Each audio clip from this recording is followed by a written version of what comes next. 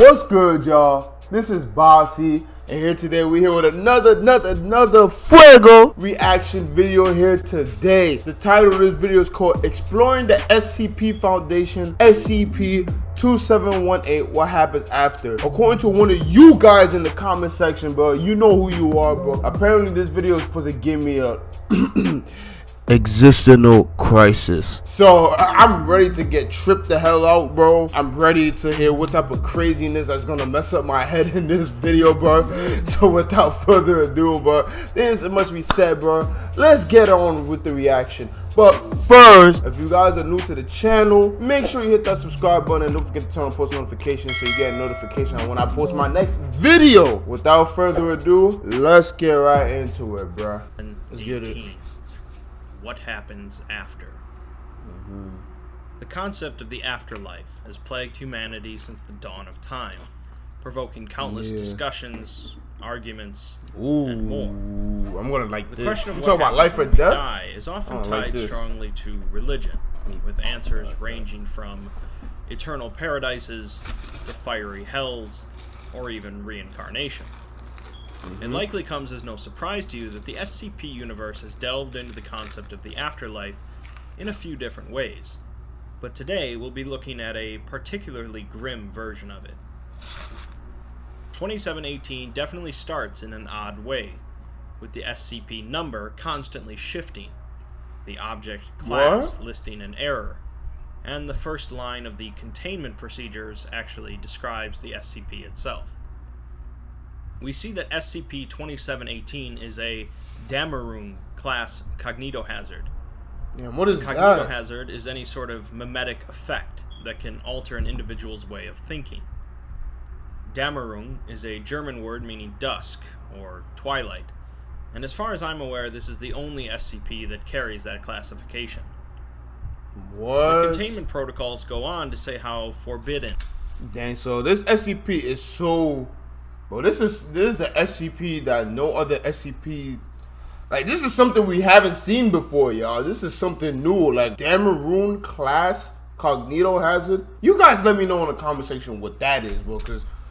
2718 no other SCP has and it's that, only by and the numbers keep on chance changing. that we've stumbled upon its report at all. This video gonna be crazy. It says that this report cannot be deleted or effectively redacted by any means due to the clearance level of the original author, hard, suggesting an 05, and basically says if you close the article now, report it, and get immediate amnestic treatment, no disciplinary action will be necessary. Of course, we read on, and the following section contains orders for any agent sent to handle this breach of SCP-2718. Basically, since this report is about a very dangerous cognitohazard that affects anyone who reads about it, and the SCP Foundation can't delete, redact, or restrict access to it normally, they have to find a workaround to conceal it. How do they do that? I'll spare you the technical details and summarize. Essentially, they are exploiting a weakness in their databases by constantly switching the designation of the article with another random one. This is responsible for the weird numbering at the top of the article and causes links to 2718 to disappear. By doing so, and drawing out the process using intentionally bad algorithms, 2718 is almost always hidden from view. But there is a very small window when the process ends and before it restarts, when it becomes momentarily visible. This of course allows someone browsing the database to see 2718 and click on it. I ain't gonna lie, my head is already messed up, bro. Warning. This is currently the Foundation's best way of containing 2718, as it's a very small chance that someone will happen to see 2718 in the database and proceed to read past the warnings. So how do they capture something they don't even know of how it looks? How? Just how? Of course, since we how do you even do that? Access like, to each you don't even know how to. This explanation is just for the sake of the story.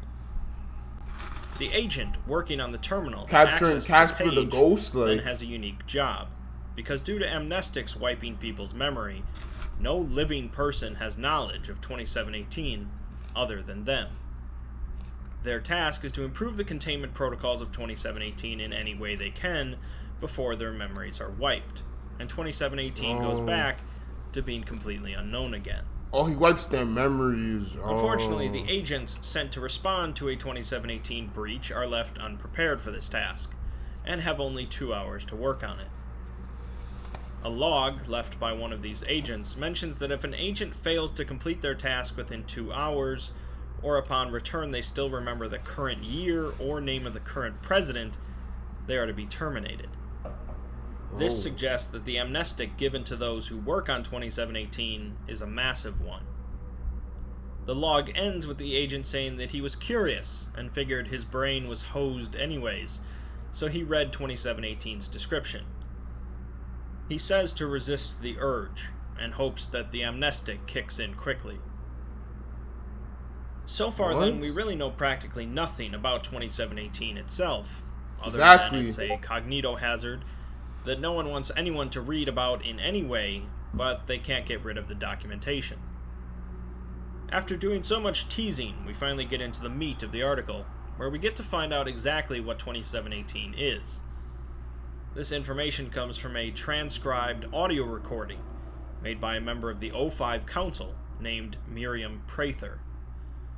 Miriam starts by telling a technician to make this article a permanent record, allowing no one to ever tamper with it, saying that if there's only one article left in the whole database, let it be this one. Miriam seems rushed for time, and even lets the technician keep her security credentials, as she says she won't be needing them. She then proceeds to begin her story, stating that she has been 05-7 for 77 years, but she'll only remain so for about 7 more minutes. What? She goes on to discuss the various methods what are the odds of that? SCP Foundation to bring someone back from death.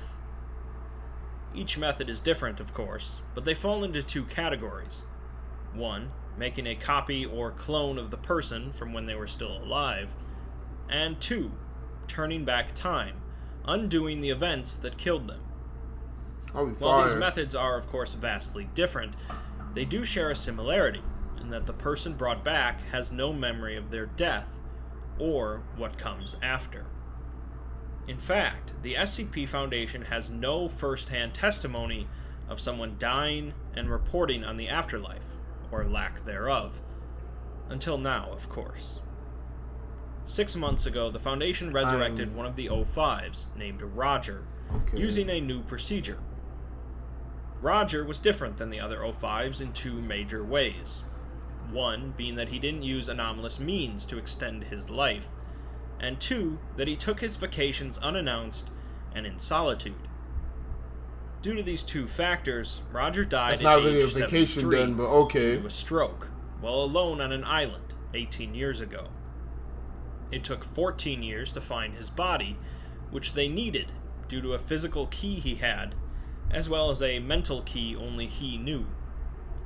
The combination of island weather, creatures, and time had reduced Roger's body to a pile of bone fragments, and so their usual methods of bringing people back were useless. Since they only needed 1 word from him, they figured they could use the new method to bring him back just long enough for him to utter it.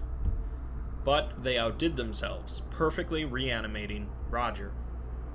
Roger returned by uncontrollably sobbing for half an hour, followed by exhibiting constant signs of joy and relief. They kept him quarantined for 30 days, during which he cooperated completely, and so they restored him to his position. So basically they know the reanimation jutsu. He returned to the job with they basically know how to reanimate people and insight, and began utilizing supplements to extend his life.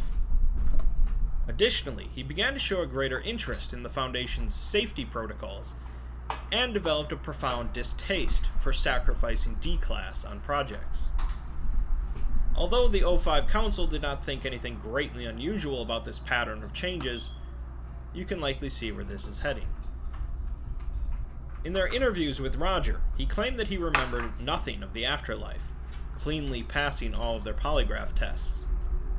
Roger began looking into immortality, but according to Miriam, due to quantum uncertainty, Even the SCP Foundation haven't found a way to accomplish that. Strongly disappointed by this information, Roger broke protocol and made direct contact with an apex-tier pluripotent entity contained by the Foundation. I'm not even going to try to figure out what that... Implied to be the strongest reality I'm not even going vendors to try known and to the figure Foundation. out how to say all that. Roger covered his tracks well, so no one knew for some time that he had done so, but eventually the Council learned about it, believing that Roger wished to make a deal of some kind with this entity. That brings us to the present time of Miriam recording this, as earlier that day, she and another O5 member confronted Roger privately, and he confessed everything. Whoa. She replays an audio recording she made of Roger's confession, and we finally get to learn about SCP-2718. I think it's best if I read parts of this verbatim. I dared not speak of this at first. You'd never have let me out of containment. The truth is, I was aware of all of it. Oh. I suppose there was a sweet oblivion. So he knew he was deep sleep at so first. He knew he was born. But in retrospect, I think it was no more than a day. Slowly, but unmistakably, I reoccupied my corpse with dreamlike consciousness. Numb for the first merciful hours, blind, deaf, and immobile. But then I seemed to reconnect to every nerve, and became aware of every sensation, more so than I ever was in life. I perceived myself trapped within an immovable object, and the intensity of the struggle amplified. Subtle, then acute, then racking. I cannot describe it completely, but imagine holding your breath, beyond urge, beyond pain, beyond desperation, head throbbing and eyes bulging. That's actually a dream scary. Of suffocation without end. My skin blistered and split in the sunlight. Biting insects descended rapidly. I felt eggs hatch. Crawl. Gases build and burst within me. Individual cells rupturing. Interstitial fluids souring and blackening. Okay, they lost me at the eggs Somehow, hatching part. They lost me at that. And store these sensations They lost grew, me at that. Even as I was keenly aware of my cerebrum being scattered and devoured, my perception expanded into the gizzards of birds and the depths of fire ant dens. I was aware of every fingernail and strand of hair that pulled away in the wind, and my sensation clung to them as they settled in the ocean and dissolved in the maws of a trillion. So basically, this guy was aware that he was dead. He goes on to say that his capacity for pain continued to grow rather than numb, intensifying every second, month, and year. He says that although in life he imagined hell to be quite horrible, there would surely at least be a tormentor and some sense of justice, whereas this was illogical torment. He says, I do not think this is a punishment. I do not think it is caused. I deeply suspect it is simply our condition, our nature to go on this way. Do you see? In all that time, I was certainly, absolutely, totally alone. And before long, all memory of life had shriveled to a cinder, lost beneath my interminable anguish. Alive again, I suspect I cannot quite recall the worst of it, as if my living brain is too small for the experience. He admits that he went to the entity for help in making him immortal, as he refuses to return to that afterlife. He concludes that this fate awaits everyone who dies, and he'll do anything to avoid it, asking Miriam and the other O5 to join him. Miriam was dumbfounded, sympathetic, and most importantly, fearful. They called an emergency session of the Council to share this information, and Roger gave his testimony again.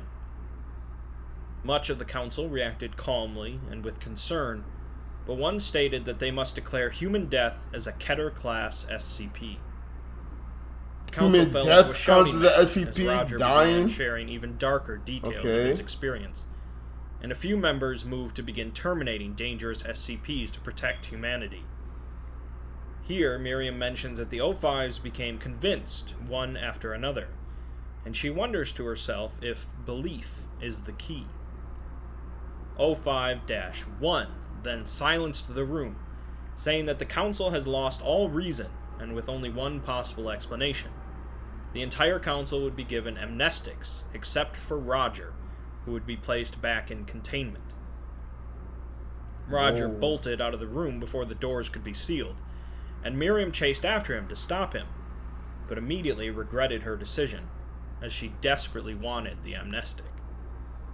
Since Miriam now knows her fate is sealed, she had this article created and made it permanent, so that knowledge of 2718 wouldn't be forgotten, and she would be hopefully brought back from the afterlife that awaits her. The door suddenly bursts open, and gunfire erupts, leaving Miriam dead. Dang. We hear an MTF discuss a breach of a Ketter's SCP in another compound, where SCP-106 is contained. Oh, the old man? Rather than 106 escaping, what? It seems that Roger intentionally went into 106's containment, a fate considered by most to be worse than death. Hey, that's a fire picture. SCP-2718. So that's the afterlife in the SCP universe then. Whenever anyone dies, they'll slowly experience the pain of their body decaying for all time. Right? Aw, man. Well, no, as we have to put the pieces of the puzzle together, starting with one of the first lines of the article. SCP-2718 is a cognitohazard, meaning it affects your mind and way of thinking. This ties in with Miriam's statement of belief being the key, and why she was so regretful of not breathing in the amnestics. It's not that she wanted to live without the fear of knowing what the afterlife was. It was that she wanted to erase the cognitohazard. Basically, if you have knowledge of SCP-2718 and believe it, you are then affected by it, and it becomes your afterlife. Not only that, but it actively changes your way of thinking, so that you firmly believe this is the true afterlife awaiting everyone, not just those familiar with 2718. This has inevitably resulted in the spread of 2718, both in Roger confessing the story to the council, SCP-2718 is like a mental thing, pretty much. So 2718 is literally just an afterlife. One of the more horrific SCPs on the wiki. Less so because of some terrible disease or monster. So basically, if you believe it, it becomes real. Pretty much, you gotta believe 2718. But it's not a physical. It's unclear why Roger experienced 2718 in the first place. Alright. And who's to say that the idea of it being a cognitohazard isn't just a lie? SCP-2718 is an odd SCP article since it really more fits the format of a tale. But it is definitely an effective one at evoking horror. Nah, it is scary, I ain't gonna lie. So basically, if you believe in 2718, GG's. Yeah, your afterlife is gonna suck. Alright, y'all, that's gonna be the end of this reaction video right here. Hope you guys enjoyed it, bro. SCP-2718, from what I got from this, it's basically just the afterlife, but like a horrific version of the afterlife. It's basically whatever you envision thought of how the afterlife is. If you heard of the 2718 story or whatever, and then you believe it, it's gonna actually be your actual afterlife, which involves you basically you actually feel yourself dying. Like, okay, you know how they say like when you die you don't feel anything, but like you can actually feel your body decaying and bugs hatching into you. So imagine you being in the casket and your body decaying, but you're aware that you're in the casket and your body decaying, and it's like the most painful thing of all time. That is horrifying. That's probably one of the worst. That's probably one of the most dangerous SCPs now that I think about it. Like no other SCP, like you know something is dangerous when it has to be in its own category. It's like something different. Like it's not no Keter or anything crazy like that. Like it's not no other class. Like it's on its own league. You know what I'm saying? Like you know something is dangerous when it has its own category. But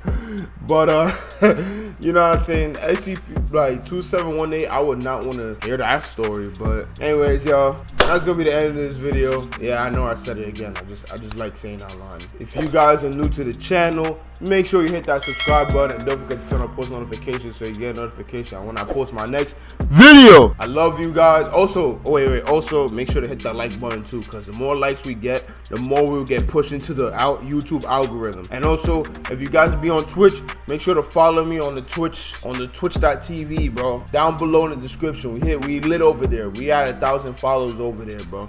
You know what I'm saying? So if you guys ever decide to go on Twitch, spend the time on Twitch, down below in the description. Y'all want to go check that out.